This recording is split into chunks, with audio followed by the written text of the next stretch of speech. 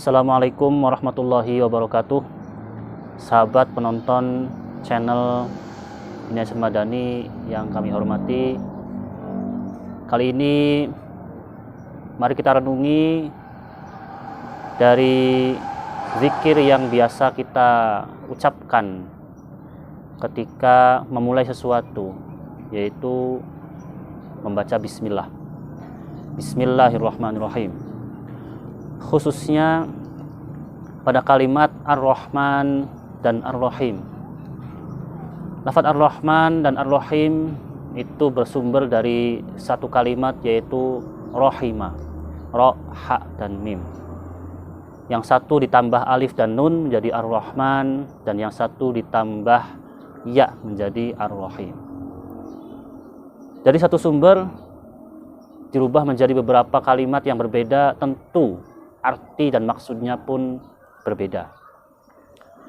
Mari kita kupas, apa sih perbedaan antara Ar-Rahman dan Ar-Rahim. Ulama mengatakan Ar-Rahman itu artinya adalah penyayang, dan Ar-Rahim juga penyayang, karena satu sumber yaitu Rohima. Lalu bedanya apa? Ar-Rahman penyayang di dunia dan di akhirat. Di dunia untuk semua manusia dan semua makhluk hidup, dan di akhirat penyayang untuk orang-orang yang beriman kepadanya. Sedangkan Ar-Rahim itu penyayang di akhirat saja. Dari bismillah ini kita memahami bahwa kita sebagai orang muslim, orang yang beriman pada Allah, akan mendapatkan dua kasih sayang dua kali. Di dunia, karena kita sebagai penciptaannya, dan di akhirat, karena kita sebagai orang yang beriman kepadanya. Padahal kalimat Ar-Rahman, para pemirsa, Allah menyayangi makhluk hidup dan makhluk-makhluknya di dunia. Dalam artian beliau tidak pandang bulu. Siapapun yang melakukan sesuai dengan sunnatullah, maka dia akan memperoleh sesuai dengan sunnatullah. Dan siapa yang tidak melakukan sesuai sunnatullah, maka dia juga tidak memperoleh sunnatullah yang ada di dunia ini. Tidak pandang bulu apakah dia muslim, non-muslim, ahli ibadah ataupun ahli maksiat. Di dunia Allah tidak pilih kasih. Siapa yang makan menjadi kenyang, siapa yang minum menjadi segar, dan seterusnya. Itu adalah sunnatullah, hukum Allah yang diciptakan di muka bumi ini untuk seluruh manusia. Tidak pandang bulu. Lalu ada satu rumus yang Allah berikan kepada kita yang bisa menjadi pedoman, yang bisa menjadi bekal kita menjalani hidup di dunia ini.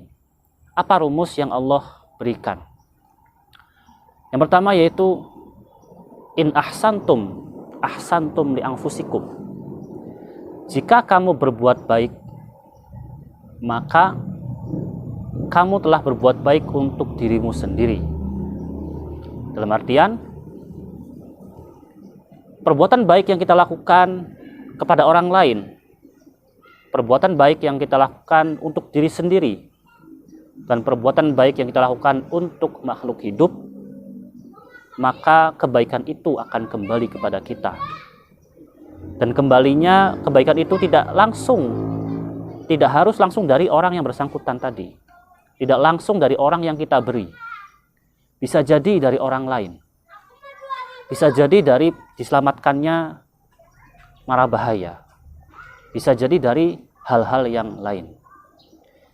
Dan rumus ini berlaku di dunia untuk siapapun. Siapa yang berbuat baik, maka dia akan mendapatkan kebaikan. Wa in asa'tum falaha. Dan sebaliknya, jika kamu melakukan hal yang buruk, hal yang tidak baik, baik kepada diri sendiri, baik kepada orang lain, atau kepada siapapun, maka keburukan itu akan kembali kepada diri kita sendiri. Tidak pandang bulu, entah kita adalah orang yang ahli ibadah, entah kita adalah ahli maksiat, hal itu tetap berlaku. Maka dari itu, jangan pernah bosan, jangan pernah merasa, jangan pernah punya pikiran ngapain kita berbuat baik kepada si A, dia saja berbuat jahat kepada kita. Jangan pernah berpikir ngapain kita memberi sesuatu kepada dia, dia saja pelit kepada kita. Berikan yang kita bisa berikan kepada siapapun, karena apapun yang kita berikan tidak ada yang sia-sia. In ahsantum ahsantum li anfusikum wa in asa'tum falaha. Dan Allah memiliki sifat Ar-Rahman, penyayang di dunia dan penyayang di akhirat. Dan ada rumus yang Allah berikan bocoran juga kepada kita. Salah satunya adalah la in syakartum la azidannakum wala in kafartum inna azabi lasyadid. Jika kamu bersyukur, maka la azidannakum, maka Allah akan menambah nikmat tersebut.